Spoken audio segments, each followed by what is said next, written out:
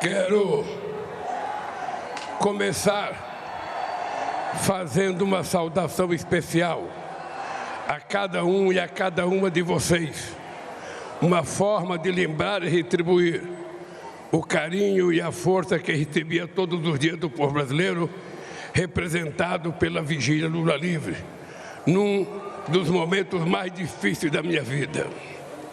Hoje, neste que é um dos dias mais felizes da minha vida, a saudação que eu faço a vocês não poderia ser outra, tão singela e ao mesmo tempo tão cheia de significado. Boa tarde, povo brasileiro!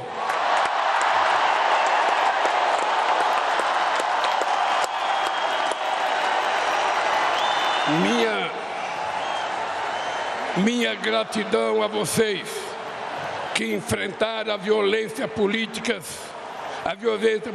antes, durante e depois da campanha eleitoral, que ocuparam as redes sociais e que tomaram as ruas debaixo de sol e chuva, nem que fosse para conquistar um único e precioso voto. Que tiveram a coragem de vestir a nossa camisa e, ao mesmo tempo, agitar a bandeira do Brasil, quando uma minoria violenta e antidemocrática tentava censurar nossas cores e se apropriar do verde e amarelo que pertence a todo o povo brasileiro. A vocês que vieram de todos os cantos deste país, de perto ou de muito longe, de avião, de ônibus, de carro ou na boleia de um caminhão, de moto, bicicleta e até mesmo a pé, numa verdadeira caravana da esperança para esta festa da democracia. Mas quero me dirigir também aos que optaram por outros candidatos. Vou governar para 215 milhões de brasileiros e brasileiras e não apenas para quem votou em mim. Vou governar para todos e todas, olhando para o nosso luminoso futuro em comum e não pelo retrovisor de um passado de divisão e intolerância. A ninguém interessa um país em permanente pé de guerra ou uma família vivendo em desarmonia. É hora de reatarmos os laços com amigos e familiares, rompidos pelo discurso de ódio e pela disseminação de tantas mentiras. Chega de ódio, fake news, armas e bombas. Nosso povo quer paz para trabalhar, estudar, cuidar da família e ser feliz. A disputa eleitoral acabou. Repito o que disse no meu pronunciamento após a vitória de 30 de outubro sobre a necessidade de unir o país. Não existem dois Brasis. Somos um único país, um único povo, uma grande nação. Somos todos brasileiros e brasileiras e compartilhamos uma mesma virtude. Nós não desistimos nunca. Ainda que nos arranquem todas as flores, uma por uma, pétala por pétala, nós sabemos que é sempre tempo de replantio e que a primavera há de chegar, e a primavera já chegou. Hoje, a alegria toma posse do Brasil, de braços dados com a esperança. Minhas queridas amigas e meus amigos, recentemente reli o discurso da minha primeira posse na Previdência em 2003. E o que li tornou ainda mais evidente o quanto o Brasil andou para trás. Naquele 1º de janeiro de 2003, aqui nesta mesma praça, eu e o meu querido vice José Alencar assumimos o compromisso de recuperar a dignidade e a autoestima do povo brasileiro, e recuperamos. de investir para melhorar as condições de vida de quem mais necessita e investimos, de cuidar com carinho da saúde e da educação e cuidamos. Mas o principal compromisso que assumimos em 2003 foi o de lutar contra a desigualdade e a extrema pobreza e garantir a cada pessoa deste país o direito de tomar café da manhã, almoçar e jantar todo santo dia. E nós cumprimos esse compromisso. Acabamos com a fome e a miséria e reduzimos fortemente a desigualdade. Infelizmente, hoje, 20 anos depois, voltamos a um passado que julgávamos enterrado. Muito do que fizemos foi desfeito de forma irresponsável e criminosa. A desigualdade e a extrema pobreza voltaram a crescer. A fome está de volta, e não por força do destino, não por obra da natureza, nem por vontade divina. A volta da fome é um crime, o mais grave de todos, cometido contra o povo brasileiro. A fome é filha da desigualdade, que é a mãe dos grandes males que atrasam o desenvolvimento do Brasil. A desigualdade apequena este nosso país de dimensões continentais ao dividi-lo em partes que não se reconhece. De um lado, uma pequena parcela da população que tudo tem. Do outro lado, uma multidão a quem tudo falta e uma classe média que vem empobrecendo ano a ano pelas injustiças do governo. Juntos somos fortes. Divididos seremos sempre o país do futuro que nunca chega e que vive em dívida permanente com o seu povo. Se queremos construir hoje o nosso futuro, se queremos viver num país plenamente desenvolvido para todos e todas, não pode haver lugar para tanta desigualdade. O Brasil é grande, mas a real grandeza de um país reside na felicidade de seu povo. E ninguém é feliz de fato em meio a tanta desigualdade. Minhas amigas e meus amigos, quando digo governar, eu quero dizer cuidar. Mais do que governar, vou cuidar com muito carinho deste país e do povo brasileiro. Nesses últimos anos, o Brasil voltou a ser um dos países mais desiguais do mundo. Há muito tempo, não víamos tamanho abandono e desalento nas ruas. Mães garimpando lixo em busca de alimento para os seus filhos. Famílias inteiras dormindo ao relento, enfrentando o frio, a chuva e o medo. Crianças vendendo bala ou pedindo esmola, quando deveriam estar na escola, vivendo plenamente a infância que tem direito. Trabalhadores e trabalhadoras desempregados, exibindo nos semáforos cartazes de papelão com a frase que nos envergonha a todos: por favor, me ajuda.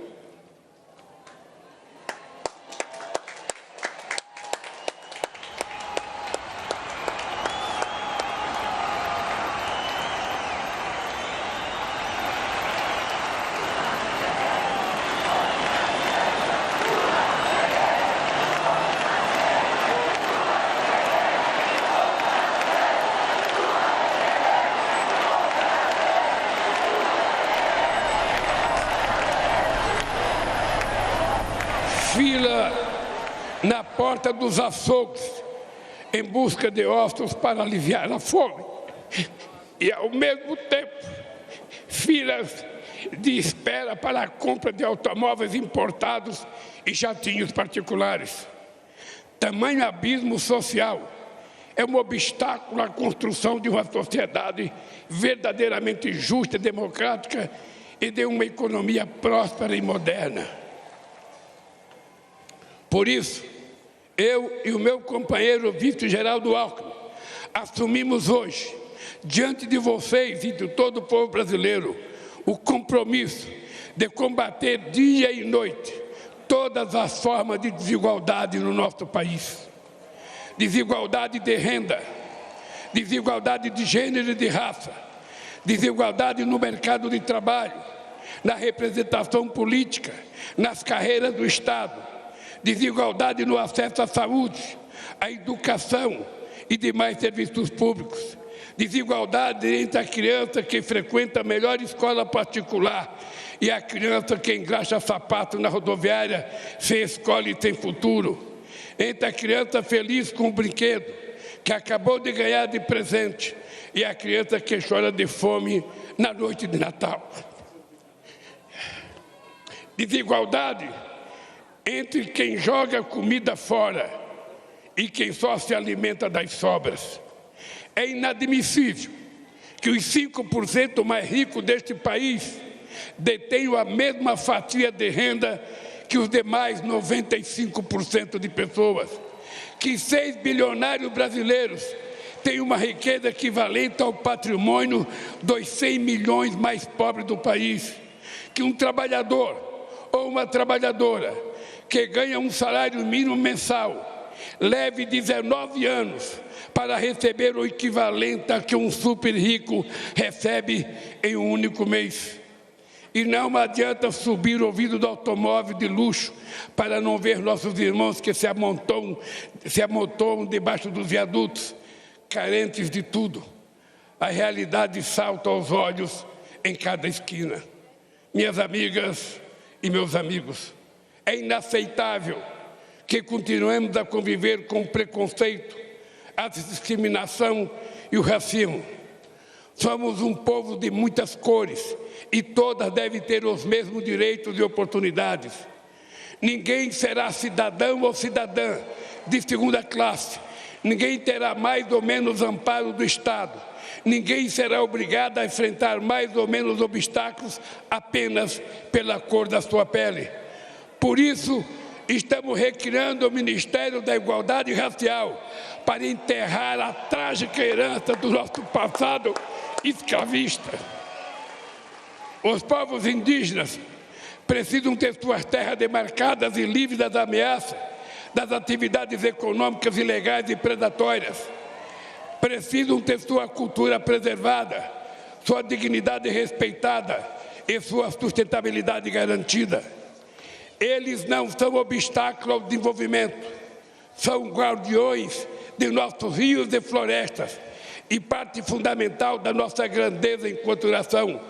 Por isso, estamos criando o Ministério dos Povos Indígenas para combater 500 anos de desigualdade. Não podemos continuar a conviver com a odiosa pressão imposta às mulheres, submetidas diariamente à violência nas ruas e dentro de suas próprias casas. É inadmissível que continue a receber salários inferiores aos dos homens, quando no exercício de uma mesma função, elas precisam conquistar cada vez mais espaço nas instâncias decisórias deste país, na política, na economia, em todas as áreas estratégicas. As mulheres devem ser o que elas quiserem ser, devem estar onde quiserem estar. Por isso, estamos trazendo de volta o Ministério das Mulheres.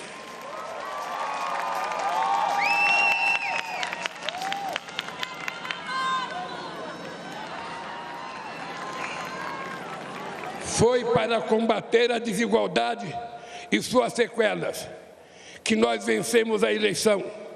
E esta será a grande marca do nosso governo. Dessa luta fundamental surgirá um país transformado, um país grande e próspero, forte e justo, um país de todos, por todos e para todos, um país generoso e solidário, que não deixará ninguém para trás. Minhas queridas companheiras e meus queridos companheiros, reassumo o compromisso de cuidar de todos os brasileiros e brasileiras, sobretudo daqueles que mais necessitam, de acabar outra vez com a fome neste país, de tirar o pobre da fila do osso para colocá-lo novamente no orçamento da União. Temos um imenso legado ainda vivido na memória de cada brasileiro e cada brasileira, beneficiário ou não das políticas públicas que fizeram uma revolução neste país. mas não nos interessa viver do passado. Por isso, longe de qualquer saudosismo, nosso legado será sempre o espelho do futuro que vamos construir para este país. Em nossos governos, o Brasil conciliou o crescimento econômico recorde com a maior inclusão social da história e se tornou a sexta maior economia do mundo, ao mesmo tempo em que 36 milhões de brasileiros e brasileiras saíram da extrema pobreza. Geramos mais de 20 milhões de empregos com carteira assinada e todos os direitos assegurados. Reajustamos o salário mínimo sempre acima da inflação.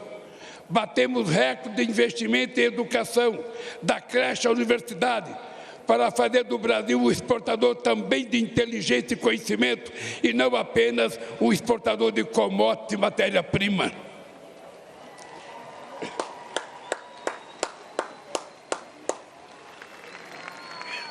Nós, mais que dobramos o número de estudantes no ensino superior e abrimos a porta das universidades para a juventude pobre deste país, jovens brancos, negros e indígenas, para que o diploma universitário era um sonho inalcançável, tornarem-se doutores.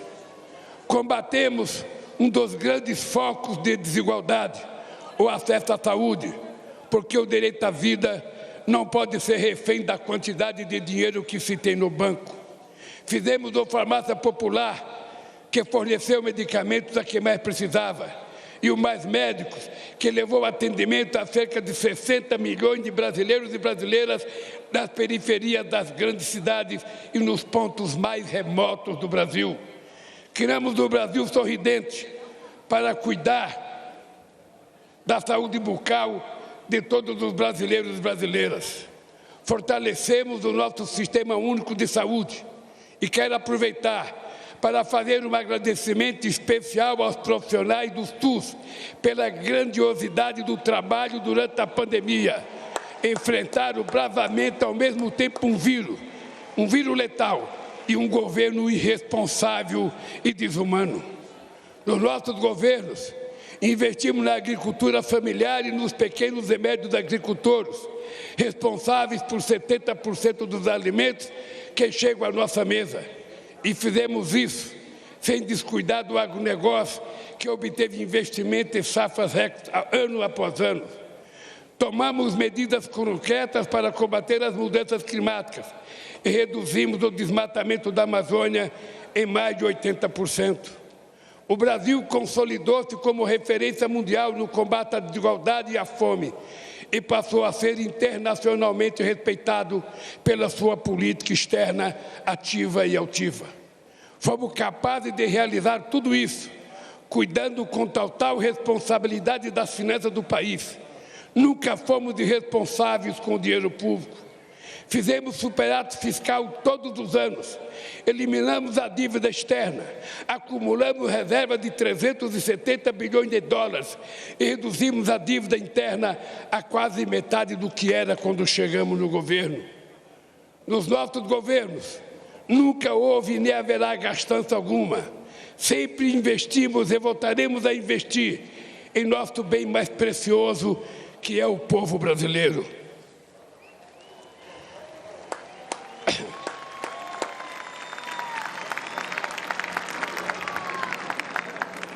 Infelizmente, muito do que construímos em 13 anos foi destruído em menos da metade desse tempo. Primeiro, pelo golpe contra a presidenta Dilma em 2016. E, na sequência, pelos 4 anos de um governo de destruição nacional, cujo legado a história jamais perdoará. 700 mil brasileiros e brasileiras mortos pelo Covid-19, 125 milhões sofrendo algum grau de insegurança alimentar, de moderada a muito grave, e 33 milhões passando fome. Esses são apenas alguns números, que na verdade não são apenas números, estatísticas e indicadores. São pessoas, homens, mulheres e crianças vítimas de um desgoverno, afinal derrotado pelo povo no histórico 30 de outubro de 2022. Os grupos técnicos do Gabinete de Transição, coordenada pelo meu vice Alckmin, que por 2 meses mergulharam nas entranhas do governo anterior, trouxeram a público a real dimensão da tragédia. O que o povo brasileiro sofreu nesses últimos anos foi a lenta e progressiva construção de um verdadeiro genocídio. Quero citar a título de exemplo um pequeno trecho das 100 páginas desse verdadeiro relatório do caos produzido pelo Gabinete da Transição. Diz o relatório: o Brasil bateu recorde de feminicídio. As políticas de igualdade raciais sofreram um severo retrocesso. Produziu-se um desmonte das políticas da juventude e os direitos indígenas nunca foram tão ultrajados na história recente do país. Os livros didáticos que deverão ser usados no ano letivo de 2023 ainda não começaram a ser editados. Falta o remédio na farmácia popular. Não há estoque de vacinas para o enfrentamento das novas variantes da Covid-19. Faltam recursos para a compra de merenda escolar. As universidades corriam o risco de não concluir o ano letivo. Não existe recurso para a defesa civil e a prevenção de acidentes e desastres. E quem está pagando a conta deste apagão é outra vez o povo brasileiro. Meus amigos e minhas amigas, nesses últimos anos,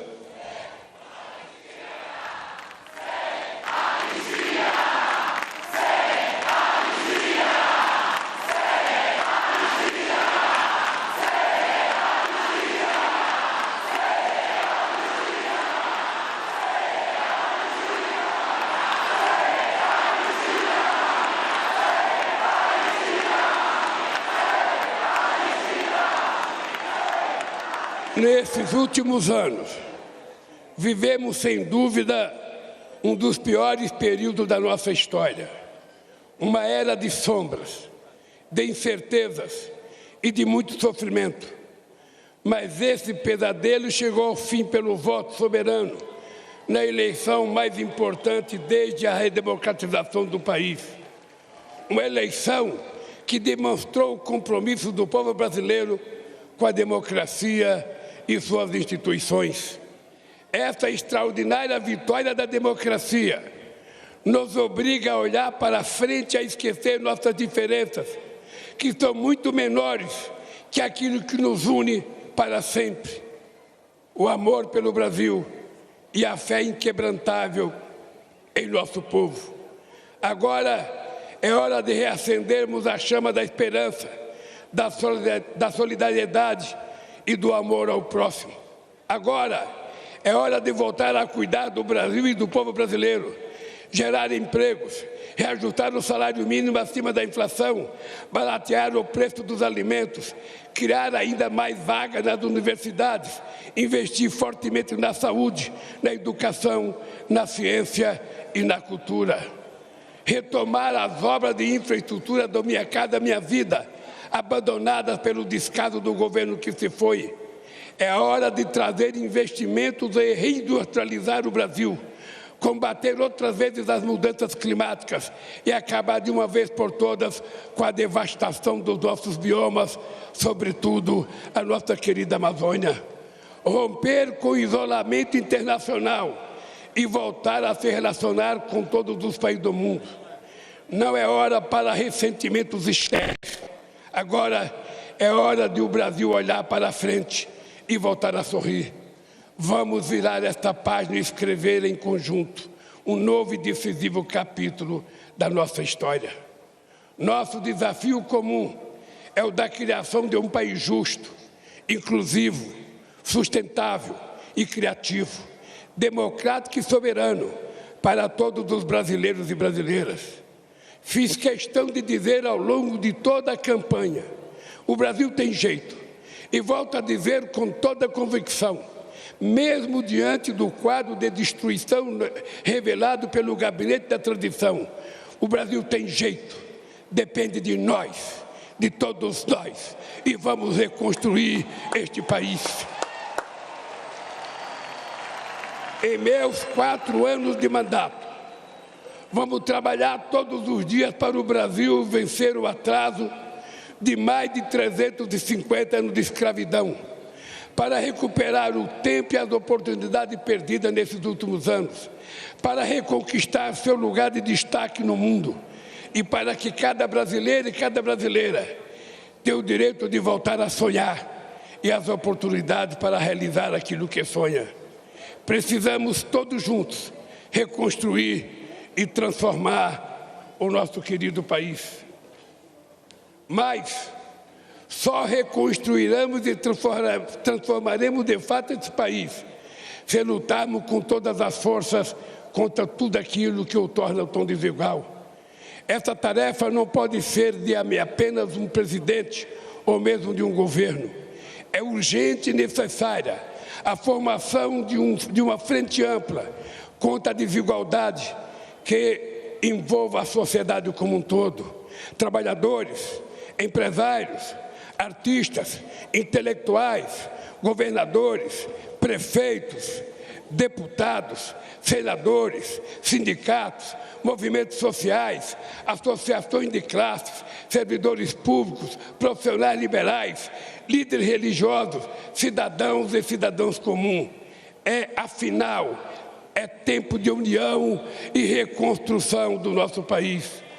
Por isso, faço esse chamamento a todos os brasileiros e brasileiras que desejam um Brasil mais justo, solidário e democrático. Juntem-se a nós num grande mutirão contra a desigualdade. Quero terminar pedindo a cada um e a cada uma de vocês que a alegria de hoje seja a matéria-prima da luta de amanhã e de todos os dias que virão.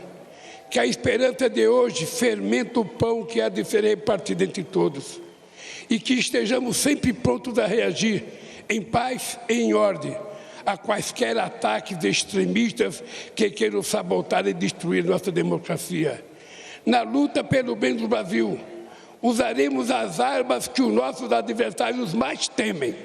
A verdade que se sobrepôs à mentira, a esperança que venceu o medo, e o amor que derrotou o ódio. Viva o Brasil e viva o povo brasileiro!